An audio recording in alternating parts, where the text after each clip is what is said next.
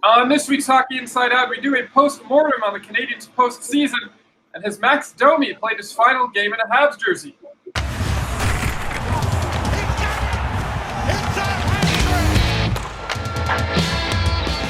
Welcome to this week's edition of Hockey Inside Out, which is brought to you by Madison's New York Grill and Bar in downtown Montreal. That's the one across the street from the Bell Center on Drummond Street. Okay, joining us today for the final show of the season. Who would have thought we'd be doing the final show of the season at the end of August? We have Rick Green, formerly of the NHL and the Montreal Canadiens, Stu Cowan from the Montreal Gazette, and CBC Daybreak's Jess Rusnak. Are you guys ready? This is it. This is the final swan song. I'm pumped. Of this year. Good. Thank you. Despite exiting the first round in the playoffs, I'd say there's a lot to be cautiously optimistic about when it comes to the future of this Canadiens team. The team eliminated Pittsburgh and put up a real fight against Philadelphia. Despite being 34, Carey Price played like he was 29 when he won the Vezina Trophy, and the Canadiens finally gained not one, but two promising young centermen in Nick Suzuki and Suzuki and Kotkaniemi, who, if they are not mismanaged by the organization, could be the face of the team for years to come. And really, when was the last time you were able to say that? What were your biggest takeaways from the Canadiens in this postseason? Well, as you mentioned, Adam, the two centers, Suzuki and Kotkaniemi, really stood up in this postseason, and there is, optimism for the future with these two guys going forward. Kotkaniemi was a physical presence out there. Suzuki just continues to get better every game. More confident. You can see the offensive ability he has. So they're going to have a 1-2 punch down the middle moving forward. But as I wrote in the column after it ended, 3 years ago, this Canadiens team was eliminated in the first round of the playoffs, also in 6 games to the New York Rangers. That was a team that finished first in their division. Max Pacioretty was almost in tears when it was over. And 3 years later, same result with a team that should not have even been in the playoffs. And people are sort of celebrating the fact that there's hope for the future. But, as I wrote, there's not much progress for this team over the last 3 years. So, there is the glass half full. There's hope moving forward. Glass half empty. They haven't improved in the last 3 years. I never pegged you as a glass half empty kind of guy, Stu, but it was kind of impressive. Your optimism you had when I started doing the show. I think it was a great priceless experience for these guys individually and collectively, as a group, for them to have a taste of what playoff hockey is all about. And you get a real true reading on the character of your players and the ones that are able to handle the pressure situations and elevate their play to be the best they can be. And you mentioned Kotkaniemi and Suzuki. These two young kids really grabbed a hold of the opportunity and made very, very large strides in showing their ability to be able to play at this level. And again, moving forward, I think they're nothing but positive. Just positive to see how good these guys can really be in the future. So I'm really happy for them, and I'm happy that the group had a chance to experience playoffs, because it is different. And it does nothing more than help them in the future. I think it also showed just what you can do with a rested Carey Price and a healthy Shea Weber, and what kind of impact they can have on this team. I know Marc Bergevin said that he never had any doubts in these two players. As you mentioned, Carey Price, he just turned 33 during the playoffs, and Shea Weber celebrated his birthday as well. But I think for a lot of people, they needed to see some actual evidence that these players are not towards the end of their career. They can still be elevated to that level that we've seen in the past. And I think that's a huge boost for the Canadiens. And they now need to go out and try and make sure that they're able to have a Carey Price who's rested, and try and have as much as possible a healthy Shea Weber. And maybe that's going out, getting some help for him on the defense, so he's not always that guy that's going to log all these big minutes. And of course, finding a proper backup goalie for Carey Price. Yeah, you bring up a good point there, Jess. This is such a unique postseason that the Canadiens should not have even been in. But they're never going to have a postseason again where you have 5 months rest before you go in for your older players like Price and Weber and that. So, they're going to go in limping off the grind of an 82-game season. But the other positives, Sherratt and Weber as the number one pairing were fantastic. They were physical. I always call them the Bruise Brothers. They were a physical presence. And also on the second pairing, Brett Kulak really, really impressed me during this postseason, how well he played. And don't forget, this is a guy who tested positive for COVID-19 and suffered symptoms. Xavier Ouellet also tested positive, but he said he didn't even realize he had it. So that, for your top four defense moving forward, that looks good. But again, you got to take this with a grain of salt, because they're not. If the Canadiens make the season or the postseason next year, they're not going to have a 5-month break before they go in and be 100% healthy starting out. I read about Phillip Danault in the Gazette today about how he was saying that he's not going to be happy being relegated to a defensive centerman role on a line. What do you think his future is with the Habs, and how do you feel overall about the centerman position with the Canadiens moving forward next season and beyond? I think they need Phillip Danault on this team. Kotkaniemi and Suzuki are still learning defensively. They're both not very good on faceoffs yet. But I've said a long time that when Phillip Danault is your second or third line center, you have a good hockey team. And that's no knock on Phillip Danault. I love Phillip Danault as a hockey player. I'd have him on my team any day, and I think the Canadiens need him. But if you're a third line center on a team that rolls their lines constantly, you're still going to be playing quite a bit of ice time. Plus, Phillip Danault those penalties also. So I can understand Phillip Danault, after being a number one center on this team for so long, being disappointed that he's maybe been dropped down. You wouldn't want him to be happy, right? So, but I think Phillip Danault is a team guy, and the fact that if they can drop him down a couple of slots, that makes this a much, much better hockey team. And I also, I think that, ice time is earned. And of course, when you have playoff short series, it's all about production, and you have to maximize the opportunity. Yes, he's a great two-way player. You need a guy like that to kill penalties, but you also have to take into consideration that those other two guys ahead of him, Kotkaniemi and Suzuki, they made a lot of things happen, and they were deserving of all the ice time that they did get, and to show the confidence in putting them in a lot of situations, and they responded. And I mean, don't get me wrong, Danault is very, very valuable to the team and is needed, but you have to be careful on the placement and the ice time of what these guys are deserving of. And pretty much, you want Suzuki and Kotkaniemi to develop. So you want to give them as much ice time as possible, let them experience things, let them grow from the situations. And they, as you mentioned, Rick, they deserve the ice time that they were able to get. And I think, if you look back to when Thomas Plekanec was no longer with the Montreal Canadiens, he was a great two-way forward for the Canadiens for many years. And Phillip Danault has gone into that role, and that's something that the Canadiens need right now. But it's just one of those unfortunate situations that the young kids are knocking at the door and taking those opportunities from you, and you can't just because of your seniority on the team sort of take that back. Yeah, I don't know also if Suzuki and Kotkaniemi are ready to go against the other team's top centerman night after night on an 82-game season. And look what Danault did against Crosby in the Pittsburgh series and that. So again, Phillip Danault is a heck of a hockey player, and the Canadiens need him. But again, it's good for the team if these two young kids can sort of, with a little bit more offensive ability, can sort of move ahead of him a little bit on the depth chart. What a world to live in, eh? Being 27 and worried about your job because you're too old. I wouldn't mind retiring at the age of 33.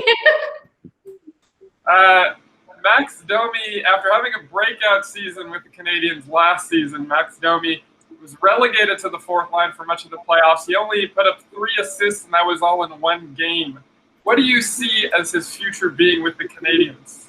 Well, for me, I'm very disappointed with him, the way he responded.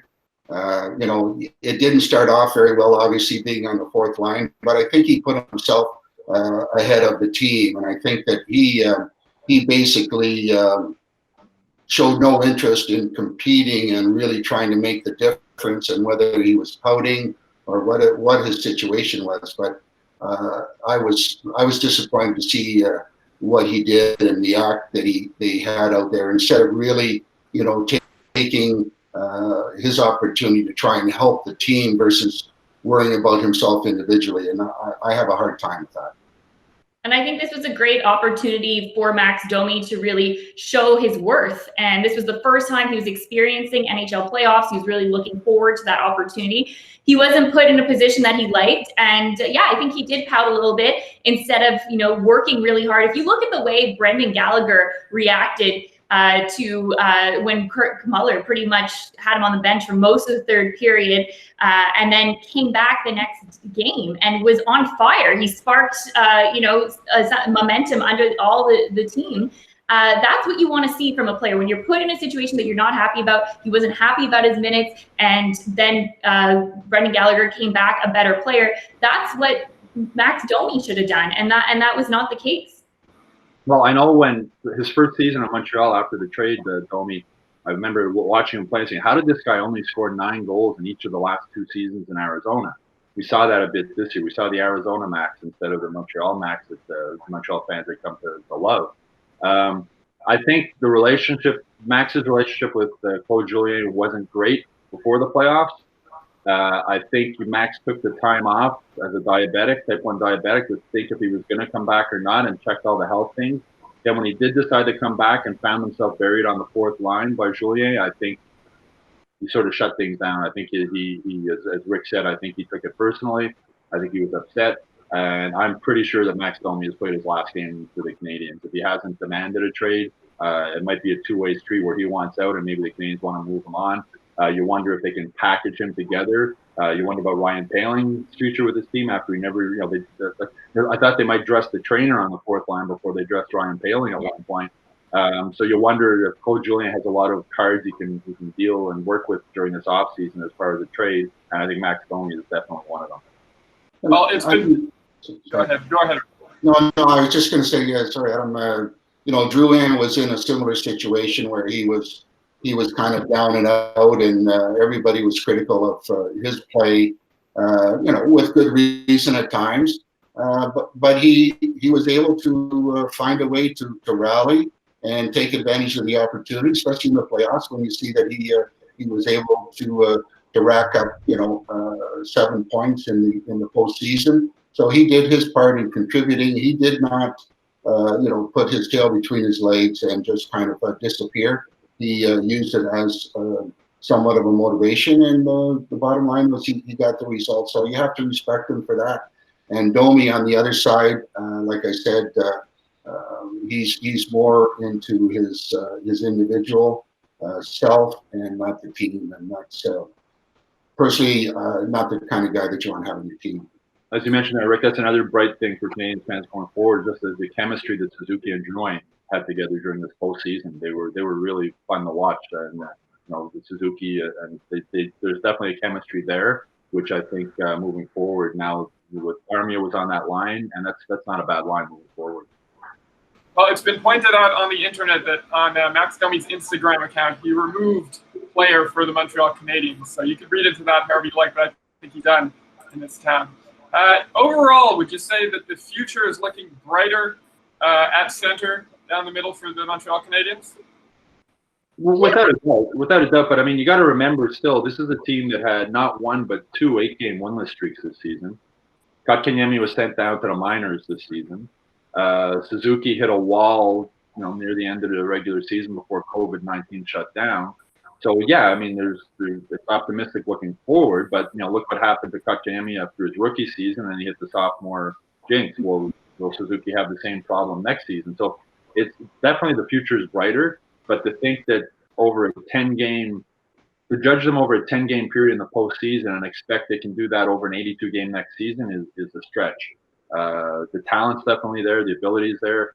Kotkaniemi's going to be a physical presence. That boarding penalty, I thought was a 2-minute boarding penalty. I didn't think it was a major. The defenseman saw Kotkaniemi coming at him and went, "Oh no!" and he turned, and that's sort of how he ended up going into the boards. But Kotkaniemi's not falling down anymore when he hits guys or when he gets hit. So yeah, it is. There's a lot of optimism for the future going forward with the center position. But again, a 10-game postseason sample over an 82-game regular season. We'll see what happens next year. Yeah, I agree. It's a really tough grind over the regular season, and this might be just a little bit of a flash in the pan with a short series to see the positives that we've seen from that group. To get a real true reading, let's see if it eventually will come to a full season of grinding and travel, and then see if these guys are able to respond in the same way. Yeah, you can't say that the saviors have arrived for the Montreal Canadiens, but it's a step in the right direction. And it's going to be interesting to see, too, say, next year's playoffs, if the Canadiens make it and it's back to normal, to add the travel part of it, too, because that's something that Kotkaniemi and Suzuki did not experience in this year's NHL playoffs, because all the games were done in Toronto. You didn't have that factor and that extra fatigue that plays in during the playoff series. The other thing I really liked about Kotkaniemi is the way he reacted being sent down to Laval. He was angry. He was pissed off. That's what you want. But he took that anger and that pissed offness, if that's a word, and he put it towards his game. And he became physical. And he was like, I'm going to show you guys that you guys made a mistake sending me down and you shouldn't have done it. But they did. It was the right move. On the other hand, you look what happened to Ryan Poehling when he was sent down. He sulked and he moped and he publicly said that he wasn't into the game when he went back down there. And I think that's one of the reasons why we didn't see Ryan Poehling play in the postseason.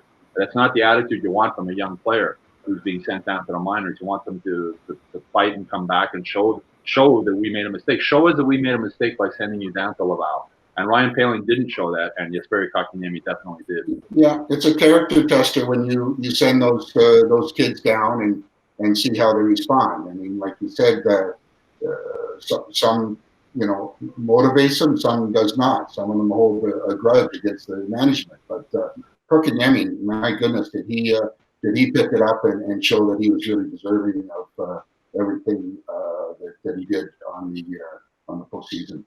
Well, Jess, a part of me feels like I can say that the saviors, or want to say that the saviors have arrived. I feel super unlike Stu, I'm a glass half full type of guy. Okay. And I just felt I'm so optimistic, and I'm really looking forward to next season. I get this a lot at the end of the years. I didn't get it last year because nothing really happened, and there was nothing really to be excited about at the end of last season. But I'm super optimistic about what Kotkaniemi and Nick Suzuki will bring to the table and how they'll develop. Again, if the management doesn't mess up their development, I think they could really change this team. And Kotkaniemi is a big centerman. We get players like Kotkaniemi and more like Suzuki when they're 32. You know what I mean? When they're past their prime. So maybe the saviors have arrived. We'll see. Well, so much about pro sports is taking advantage of your opportunity, right? The Canadiens took advantage of the opportunity to get into the postseason, and the two young centermen took advantage of the opportunity also. There you go. But do you think the Canadiens playing the postseason has changed Marc Bergevin's thinking during the offseason? Probably, yeah. I mean, I guess he realizes that, and he said in his post-mortem video conference that Kotkaniemi and Suzuki are probably ahead of schedule as far as their development is going. So that's something to look forward to for him. But he's got to do something in the offseason. He's got to get more guys, somebody who can put the puck in the net on a regular basis. Somebody who brings that drive and determination into the postseason. We're watching Alexander Radulov play now with the Dallas Stars and thinking, boy, he would look pretty good in a Canadiens uniform during the postseason here. So again, this is a team that lost 8 games in a row twice this season. This is a team that scored 13 goals in 6 games against the Flyers and got shut out twice. Offense continues to be a problem. They don't have a lot of depth. If you look what happened this year when the injuries to Drouin and Byron, how they just collapsed, and then the injury in the playoff to Gallagher. There's a lot of holes on this team, and there's a reason why they finished 24th in the NHL this season. There's a reason why they lost 8 games in a row twice. So he's got a lot of work to do. I mean, there's no guarantee this team is going to make the playoffs next season. There's not going to be 24 teams in the playoffs again next season. So for Marc Bergevin to just sit there and say, we got the team now that we can do it, that's going to be a big mistake. He's got salary cap money that's sitting in Jeff Molson's pocket for 3 years now. It's time to spend it. Well, that's just it. That this playoff series, this playoff rounds shouldn't affect his judgment. Yes, they pulled off an upset against the Pittsburgh Penguins and they moved on to the first round of the playoffs, but they really didn't accomplish much. The future does look bright, as I've been saying. Seeing players like Kotkaniemi, Suzuki, Carey Price, Shea Weber play well, but that's not going to be the case for a full season. So there's still a lot of work that Marc Bergevin has to go out and get done. And I really just hope that he doesn't sit back and think, okay, we had a decent playoff run, we exceeded people's expectations, and I can just sit back at the moment. Yeah, I think he's obviously very happy with with the way the team played in the playoffs, but he also has to realize too that there is some holes in his group that he needs to repair, and he has to look at opportunities to make the team better. Again, whether it's through free agency, and then he has the concern of getting players signed. You've got Petrie, and you've got I guess the Tatar. You've got some guys that you would like to solidify in your lineup that want to be part of the Montreal Canadiens, and he's going to have to do a little bit of searching and find out whether or not he can get these guys signed and keep them happy, so that he can move forward with a group that wants to be part of Montreal Canadiens. Now, I wrote a column this week about how times have changed with this franchise, where a first-round playoff loss is almost celebrated in the city. And who would have thought that from the days when the Stanley Cup parade took the usual route? My 5 years in high school, the Canadiens won 4 Stanley Cups. It was like an annual tradition. You skipped school and you went to the Stanley Cup parade. I understand the game's changed. I understand there's 31 teams, going to be 32 teams. There's a salary cap. There's parity. I understand all that. The glory days of winning the Stanley Cup every year are gone. But this city should not be happy when the Montreal Canadiens are eliminated in the first round of the playoffs. Well, a part of me thinks that the media and the fans put so much pressure on this team that it plays a factor, a negative factor, in the way that they perform. I understand they're professional athletes and they should be able to rise above that, but it's hard for me to imagine the team performing as well as they did if they got into the playoffs, this team in particular, and played in front of fans. There was pressure back when Rick played, and there was pressure back in the glory days. That's nothing new. There's always been pressure on hockey players in Montreal. It's how they handle that pressure. Yeah, no, listen, I don't think. If anything, the pressure should motivate you to play well. I used to always say, if you don't want to read how bad you played the night before, just don't play back. And, like I said, Red Fisher was classic when he came in the room one post game and said, "Hey, Rick, I don't know what's wrong with you, but you're playing terrible." And he says, "If you don't get your act going, I'm going to write about you tomorrow." I said, "Okay, well, there you go. That's loud and clear." So I kind of straightened and cleaned my act up a little bit. It's I always found that playing in Montreal, and again coming from Washington as a bunch of nobodies back then, you take it as motivation, and great place to play. And if you really can't handle what the Montreal scene has to offer, then let management know and do everybody a favor and move on. But it's a great franchise, a great place to be part of. But you got to win, and you got to do whatever you got to do to make the difference and have a real positive spin to keep the great fan base and everything else that goes with it in a great city. That's a classic Red Fisher story, Rick. I can almost hear his voice telling you that. He didn't have to repeat it twice. I heard him the first time. So, yeah. All right. Well, that's it for this week's show, our final show of the 2019-2020 season, which has been brought to you by Madison's New York Grill and Bar in downtown Montreal on Drummond Street. That's the one across the street from the Bell Center. All right, what were your biggest takeaways from the Canadiens' play in the playoffs? Are you optimistic or pessimistic about the future of the team? Let us know in the comments section below. My name is Adam Susser, and on behalf of everyone here at Hockey Inside Out, we want to thank you for tuning in this year. We wish you a happy and safe rest of the year. Go Habs, go! See you next season.